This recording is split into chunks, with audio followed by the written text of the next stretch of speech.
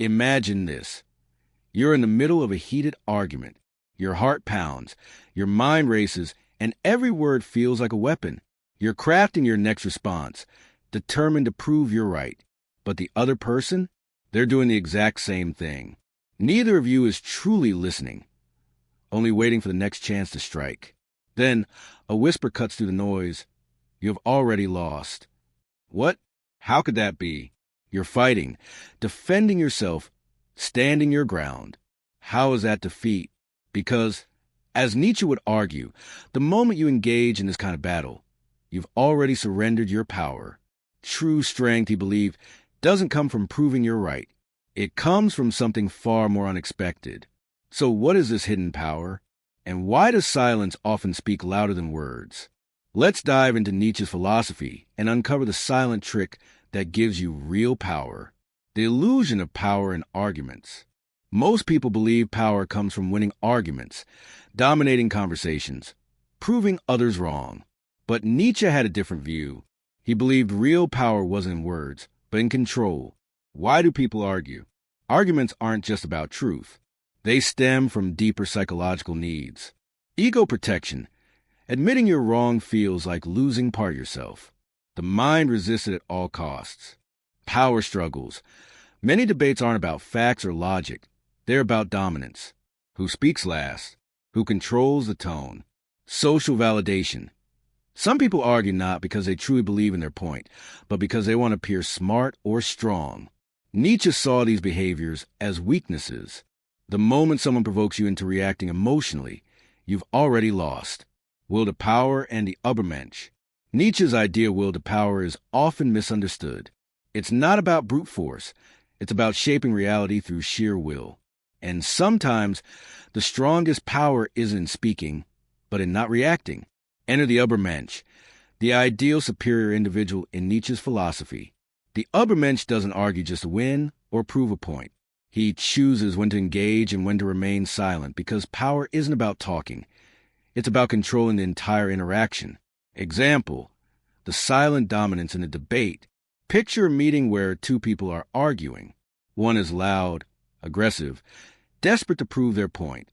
The other, calm, collected, listening more than speaking. They don't get dragged into emotional back and forths. But when they finally speak, their words shift the entire conversation. Who truly hold the power here? Nietzsche would argue that real power lies with the one who stays in control, who doesn't react emotionally but dictates the flow of interaction. Strategic silence, the ultimate power move. Silence, when used correctly, isn't weakness. It's a psychological weapon. It forces the other person to reveal more about themselves, creates uncertainty, making them second-guess their own words, builds tension, making others uncomfortable, giving you control. The Übermensch doesn't just stay silent in arguments. He wields silence like a weapon. A pause, a moment of restraint, a well-timed response. These are the tools that shift conversations in his favor. Let's look at three legendary figures who embodied this principle. The masters of silent power. Socrates, winning without fighting. Socrates never engaged in traditional arguments. Instead, he used the Socratic method, asking questions that made people expose their own contradictions. Imagine a proud politician claiming to be the wisest man in Athens. Instead of challenging him directly, Socrates simply asks, "What is wisdom?" Eager to prove his intellect, the man starts defining it. But with every question Socrates asks, the definition unravels. By the end, the politician stumbles over his own words, realizing he has no real grasp of the very concept he boasts about. Socrates didn't tell people they were wrong. He made them realize it themselves. That's the essence of silent power. Instead of shouting, ask the right questions and let people destroy their own arguments. Steve Jobs, the art of control conflict. Steve Jobs didn't argue over trivial details. He controlled conversations. When Apple's engineers wanted a physical keyboard for the iPhone, Jobs didn't argue endlessly. He led them to see his vision. He let them express doubts. He let them debate. But in the end, they believed it was their idea to go full touchscreen. He didn't force people to agree with him. He made them want to. That's the key. Most people argue to prove themselves. Jobs argue to influence others. Miyamoto Musashi, the silent samurai. Miyamoto Musashi, the undefeated samurai, understood a simple truth. The best way to win a fight is to never draw your sword. Before a duel with the great swordsman Sasaki Kojiro, Musashi deliberately showed up hours late. Kojiro, blinded by rage, lost his composure. In his anger, he made mistakes, allowing Musashi to defeat him effortlessly. Musashi knew that an emotional enemy is a weak enemy. And Nietzsche's Übermensch follows the same principle. He doesn't react. He makes others react. Why we argue and how to stop. Modern psychology confirms Nietzsche's insights. Arguments are rarely about truth. They're about power dynamics, emotional triggers, and social validation. The psychology of losing arguments. Cognitive biases. Your brain wants to win, not learn. Confirmation bias. The backfire effect and the Dunning-Kruger effect make logical debates almost impossible.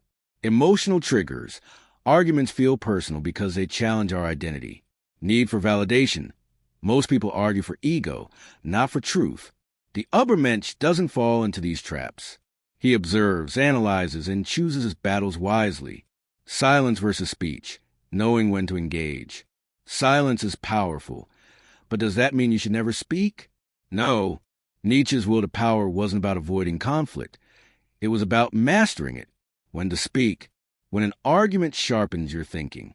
When it reveals deeper truths. When it shifts power in your favor. When to stay silent. When you're just defending your ego. When the other person isn't open to change. When it's a pointless emotional battle.